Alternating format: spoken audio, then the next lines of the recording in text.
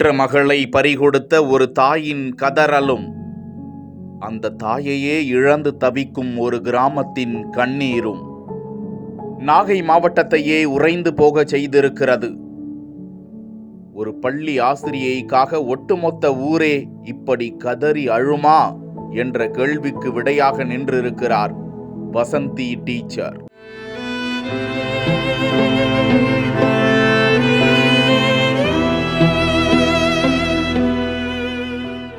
பத்து வயது பிள்ளைகள் முதல் 60 வயது முதியவர்கள் வரை அந்த பாடைக்கு பின்னால் நெஞ்சில் அடித்து கொண்டு சுடுகாடு நோக்கி நடந்து சென்ற நெஞ்சத்தை நொறுங்க வைக்கும் காட்சி.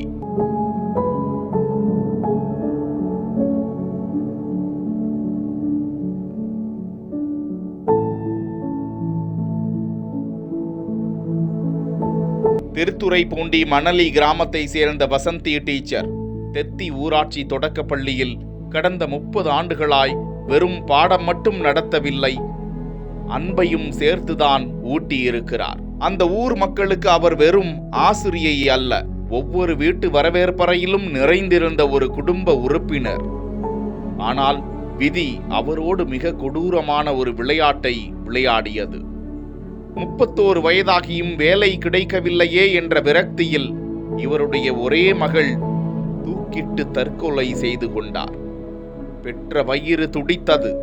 வளர்த்தெடுத்த ஒற்றை சுடரும் அணைந்து போன பின்பு இந்த உலகத்தில் தங்களுக்கு என்ன இருக்கிறது என்று கதறிய அந்த தாய் மகளின் துக்கம் தாழாமல் ஆசிட் குடித்து தற்கொலைக்கு முயன்றார்.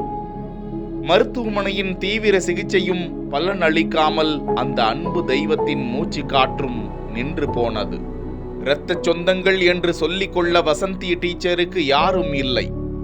ஆனால் தனக்காக அழ ஒரு சொந்த ஊரே இருக்கிறது என்பதை அவர் அறியாமலேயே போய்விட்டார்.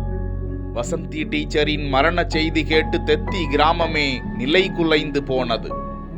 சுற்று வட்டாரத்தில் இருக்கும் 10க்கும் மேற்பட்ட கிராம மக்களும் அவரிடம் அ ஆ இ ஈ என்று கற்றுக்கொண்டு இன்று நல்ல நிலைமையில் இருக்கும் முன்னாள் மாணவர்களும் ஓடி வந்தனர்.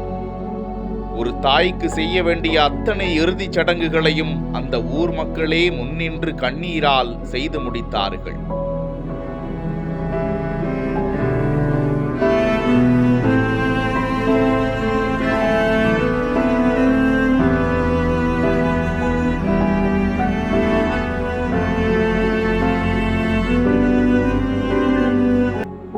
இறுதி ஊர்வலத்தில் டீச்சர் எங்களை விட்டுட்டு போயிட்டீங்களே டீச்சர் என்று சிறுவர்கள் முதல் பெரியவர்கள் வரை எழுப்பிய அந்த மரண ஓலம் அப்பகுதி முழுவதையுமே சோகத்தில் மூழ்கடித்தது.